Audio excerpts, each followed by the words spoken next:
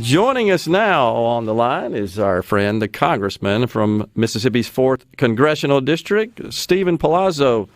Good morning there, Congressman. Afternoon, I guess, where you are. Thanks for joining us today. Yes, sir. Good afternoon, Gerard. It's great to be back. I hope y'all are doing well. We're doing fine down here, but I'm just watching the president is discussing the situation with the Colonial Pipeline. He just made the statement he doesn't think the Russian government was involved, and we had a listener here that texted in and also advised that we should make that distinction. It's my opinion, however, Congressman, that the Russian Syndicate, who is known to perpetrate these security attacks for money, I just think is in bed with the Russian government. How can we trust those guys if they say, oh, no, we weren't involved? Yeah, Gerard, you're absolutely right. I mean, we can't trust the Russians. We can't trust the Chinese, the Iranians, the North Koreans, ISIS. And you know, it's kind of funny that, you know, when we have the facts showing that, well, it might not have been directly the Russian government. That sounds a lot like when China says, well, it wasn't us, but China runs everything, right? So if it wasn't them, then who was it? But you know, I remember the media when President Trump was downplaying or said something about, well, I don't think it was the Russians. I mean, the media just jumped all over them. I mean, the Russians are not our friends. They want to see the destruction of America, like many other, enemy actors and adversaries. And so, yeah, it just, I mean, first of all, I don't even know if President Biden knows what the Colonial Pipeline is, much less whether the Russians were involved. Yeah. It's just a situation where you keep, I guess, denying. It's like the situation at the border. Well, there's no crisis down there. And you got the Secretary of Energy, is it Granholm, I think, that said, well, there's no shortage of gas. It's just a supply crunch. Well, you know, to the motorist pulling up to the pump, they can't find any fuel. But it's a shortage. I mean, that's what it is to them. But she said yesterday, oh, by the way, we think pipelines are a great way to transport fuel after the president shut the pipeline down on his first day in office. Yeah, I guess they don't have their talk. They haven't synchronized all their talkers. And we've known forever the safest way to transport fuel is via pipelines, either above ground or underground, or would you like it, you know, traveling by train or truck? Yeah. It's just, you know, I mean, which coming through your neighborhood and through your communities. I mean, it's just so many more things could happen. But you mentioned, cyber, countering these cyber criminals is so important. I know we have some universities that do research and development, and they map out the vulnerabilities of our critical infrastructure, whether it's nuclear, electric, or fuel. And it's just we got to be more diligent. And I actually introduced legislation in 2017 that would create dedicated units to combat cyber attacks in the National Guard.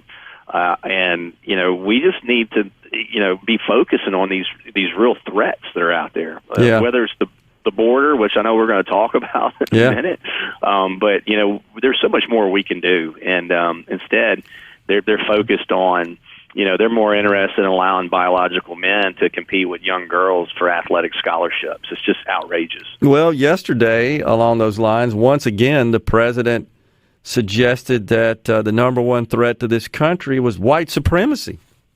I mean, he's just obsessed with that. And is he trying to appease and appeal to the far left of his party, or what's going on there? I mean, that just seems crazy to me to suggest that is a bigger concern than what China and Russia are trying to do to this country.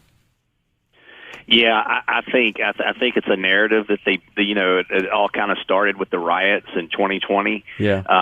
And the BLM, the critical race theory, and the systemic racism, which a lot of us knows to be true nonsense. It's just a way a small group of people are driving a wedge between the American people. But just saying the biggest threat is white supremacy. No, the biggest threat is obviously our national debt is our biggest threat to our national security in the short term and long term. But then it's countries like China who have stolen their way to the top and have surpassed us in some regards in terms of technological achievement and just their industrial war machines. Then there's, of course, Russia, Iran, being a huge threat, and so many others. He's totally off base. And again, I mean, if you want to have the conversation of whether our commander in chief, President of the United States, has all of his faculties, because of it could be another conversation to have. But he's just taking talkers from the media, taking talkers from Hollywood, and a few of his handlers, and so. But yeah, that's to me, it's him focusing and saying something like that. It's irresponsible and it's dangerous. Yeah, I tend to agree. It just seems like there's more fingers being pointed from Washington and the Democrat Party and the White House at American citizens, than anything. It's like it's all your fault, certain demographics at least. And I think Americans are getting kind of tired of that, being blamed for everything that happens and the unwillingness on their part to accept responsibility and meet these challenges, these real challenges head on. And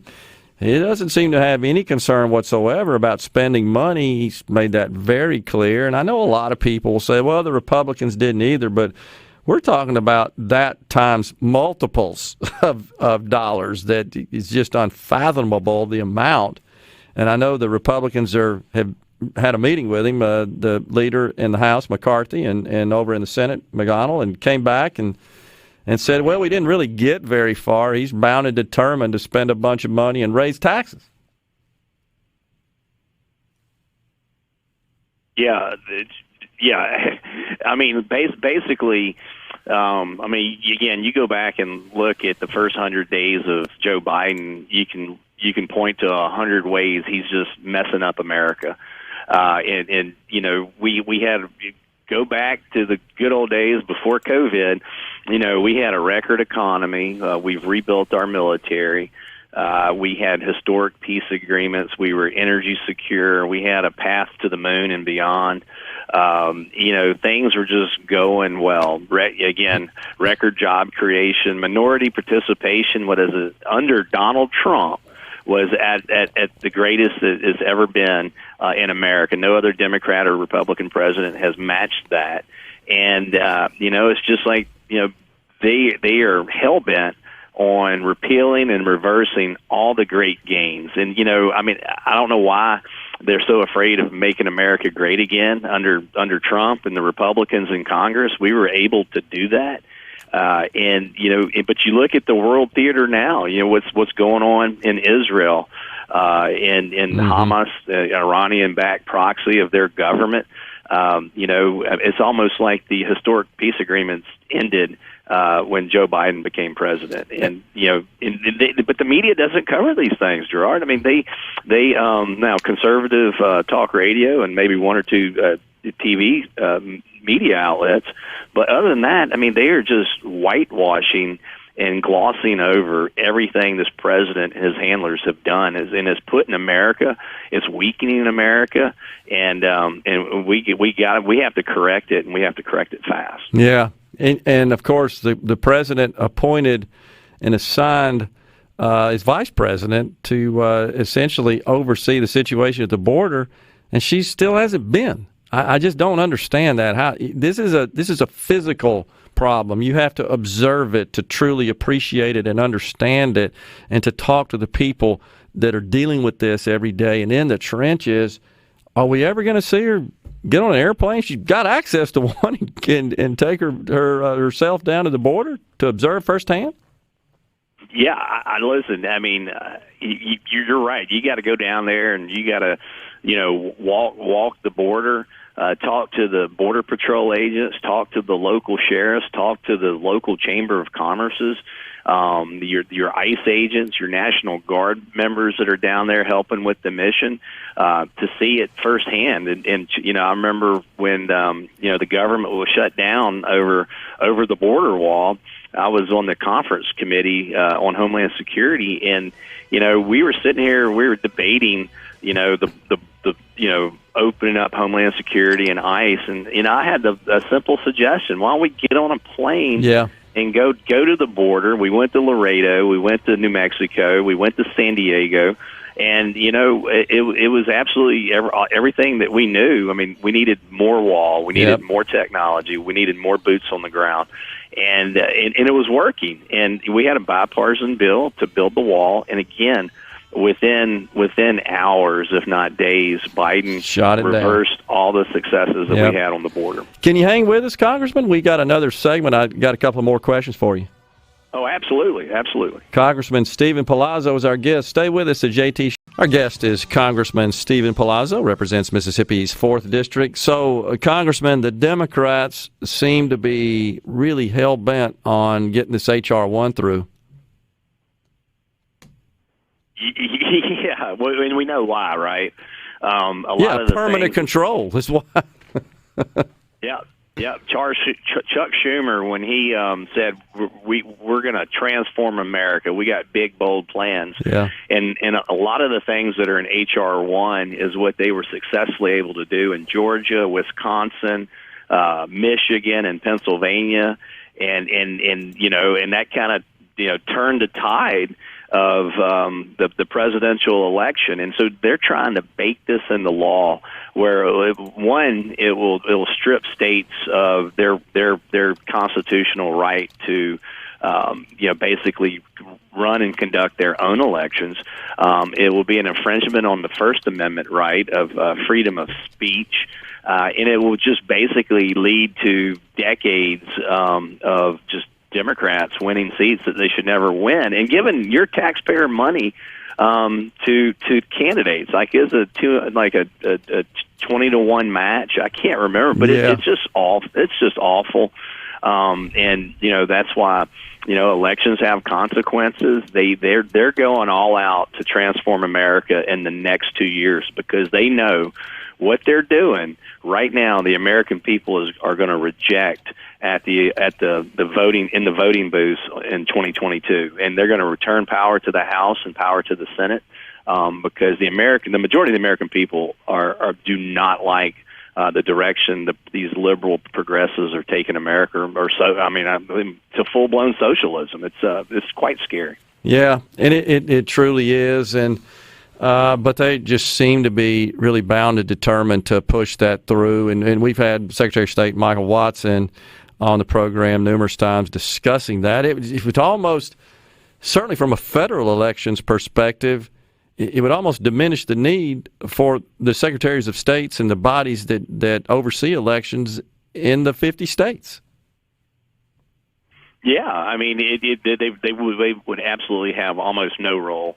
They'd be stripped of their certification powers, and we saw how Nancy Pelosi was trying to, overturn. I want to say either in Iowa or Indiana, a race that the state. Secretary of State certified the election for Congress, but for months, Nancy Pelosi was trying to figure out a way not to seat a candidate who was duly elected and certified into Congress, and it was just. But eventually, even she couldn't pull that off. But she tried, and that's just the things to come. Yeah, there a lot of our audience, Congressman, and this kind of gets into some complex legal weeds, but want to know if there's something the states can do to protect against this overreach, and just assert states' rights. Does it seem like maybe we just have to file lawsuits, go to court, and fight should this become law, which I'm hoping it won't? Yeah, absolutely. Again, I got a couple favorite amendments. The first, obviously, the right to freedom of speech. Second, which is the amendment that protects all of our constitutional rights, is the Second Amendment, the right to bear arms. And then the third, when I was a state legislature, I introduced a resolution to reaffirm the 10th Amendment.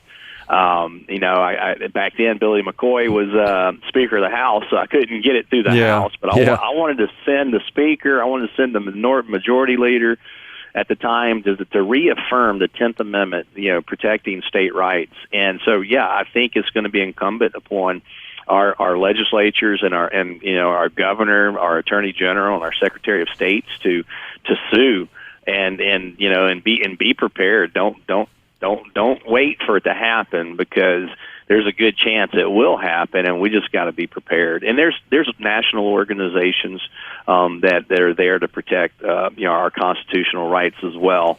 But when John Boehner was Speaker, we had to sue the Obama administration on several occasions, and some we were successful, and some we weren't. But we've heard they want to stack the Supreme Court. Yeah. That will be the most treacherous and dangerous thing to our liberty, and just protecting the Constitution, because we've seen that the progressive judges, they interpret the Constitution not quite the way the founders wrote it. Yep. Yeah. Congressman, thanks so much for calling in today. Really appreciate this, and we'll talk to you soon, sir. Jared, thank you, and God bless. Thank you. Congressman Steven Palazzo has been our guest. We've got the news coming your way, the top of the hour. We've got a giveaway, too, as well today, right, Rhino? Oh, yeah. All right. We'll be right back after the news. Stay with us, folks.